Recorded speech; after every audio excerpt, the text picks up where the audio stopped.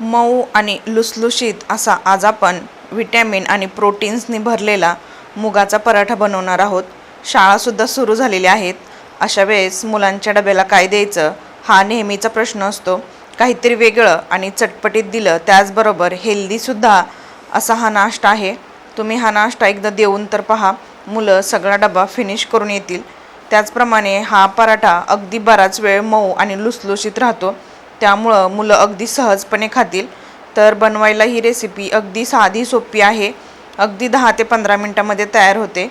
तर रेसिपी शेवटपर्यंत नक्की पहा। तर इथे आपण बघू शकतो 1 वाटी हिरवे मूग मी रात्रीच भिजत ठेवलेले आहेत। सकाळी आपल्याला नाश्ता बनवायचा असेल तर रात्रीच मूग भिजवून ठेवायचे, म्हणजे मूग व्यवस्थित भिजले जातात।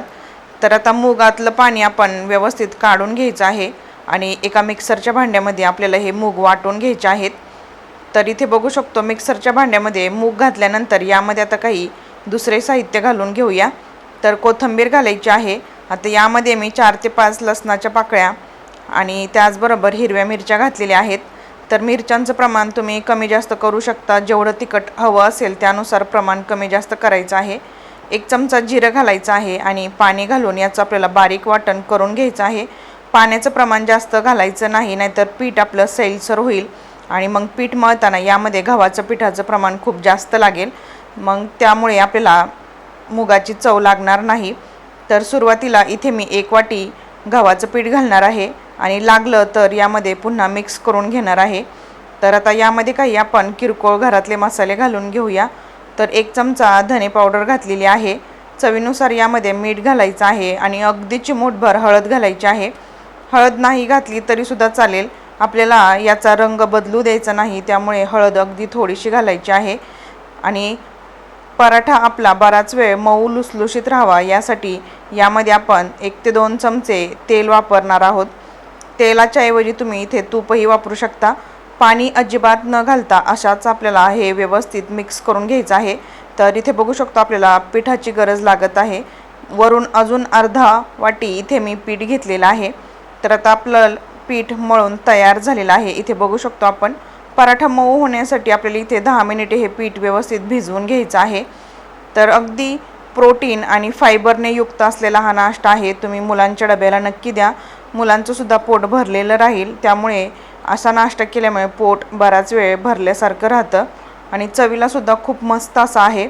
तर त्यातील एक गोळा मी काढून घेतलेला आहे। आता आपण पोळपाटाच्या मदतीने लाटून घेऊया। तर नॉर्मल चपाती जशी लाटतो त्याच्यापेक्षा आपल्याला थोडंसं जाडसर ठेवायचं आहे।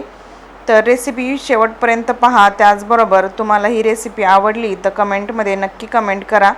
तर इथे बघू शकतो आपण व्यवस्थित मी लाटून घेतल्यानंतर यावरती मी कलोंजी लावून घेणार आहे, जेणेकरून दिसताना पराठा खूप छान लागतो आणि चवीलासुद्धा खूप मस्त लागतो। यावरती तुम्ही पांढरे तीळ कोथिंबीरसुद्धा लावू शकता किंवा काहीही न लावता असाच हा पराठा बनवला तरीसुद्धा खायला खूप मस्त असा आहे। तर कलोंजी लावल्यानंतर व्यवस्थित पुन्हा एकदा लाटून घ्यायचं आहे, म्हणजे ती व्यवस्थित यावरती चिटकले जाईल। तर पराठा आपला बनवून तयार झालेला आहे।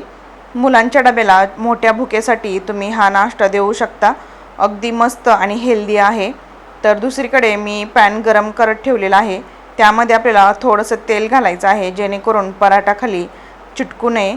आता दोन्ही बाजूनी आपल्याला हा पराठा व्यवस्थित भाजून घ्यायचा आहे। तर यासाठी तेलाचं प्रमाणसुद्धा कमी लागतं आणि हा पराठा अतिशय मऊ आणि लुसलुशीत राहणार आहे। पराठा मऊ राहण्यासाठी काही मी टिप्स डिस्क्रिप्शन बॉक्समध्ये दिलेल्या आहेत, त्यासुद्धा तुम्ही नक्की वाचा। तर दोन्ही बाजूंनी आपल्याला व्यवस्थित तेल लावून घ्यायचं आहे आणि 1 ते 2 मिनिटांमध्ये आपला हा पराठा बनवून तयार झालेला आहे। तुम्ही बघू शकता याचं टेक्स्चर आणि रंगसुद्धा किती मस्त आलेला आहे। कलोंजी लावल्यामुळे हा पराठा दिसायला खूप मस्त झालेला आहे। आता आपण काढून घेऊया आणि उरलेले पराठे देखील आपल्याला असेच बनवून घ्यायचे आहेत। तुम्ही तुमच्या मुलांच्या डब्याला कोणते पदार्थ देता हे सुद्धा मला कमेंट करून नक्की सांगा। त्याचबरोबर तुम्हाला कोणती रेसिपी बघायला आवडेल हे सुद्धा मला कमेंट करून सांगा। तर दुसराही पराठा आपण व्यवस्थित इथे भाजून घेणार आहोत। हा पराठा तुम्ही दह्याबरोबर किंवा लोणच्याबरोबर खाऊ शकता, खूप मस्त असा आहे। तुम्हाला वजन जर कमी करायचं असेल तरीसुद्धा तुम्ही हा नाश्ता खाऊ शकता। तर तुम्ही हिरव्या मुगाची उसळसुद्धा बनवून खाऊ शकता, अतिशय पौष्टिक असा हिरवं मूग आहे। तर दोन्ही बाजू आपल्याला इथे व्यवस्थित भाजून घ्यायच्या आहेत। तर भाजून घेतल्यानंतर आता आपला नाश्ता बनवून तयार झालेले आहेत। तर एवढ्या पिठामध्ये आपले 7 ते 8 पराठे आरामशीर होतात। तर आता आपण हा काढून घ्यायचा आहे आणि वरून यावरती मी बटर लावलेला आहे, जेणेकरून खायला हा पराठा खूप मस्त असा लागेल। तर तुम्ही ही रेसिपी नक्की ट्राय करून पहा, खूप पौष्टिक आणि अगदी झटपट तयार होणारी आहे। काहीतरी वेगळं दिलं की मुलंसुद्धा अगदी झटपट असा हा नाश्ता फिनिश करून येतात। तर आता ही रेसिपी तुम्ही नक्की ट्राय करून पहा आणि कमेंटमध्ये मला नक्की सांगा ही रेसिपी तुम्ही ट्राय केली की नाही।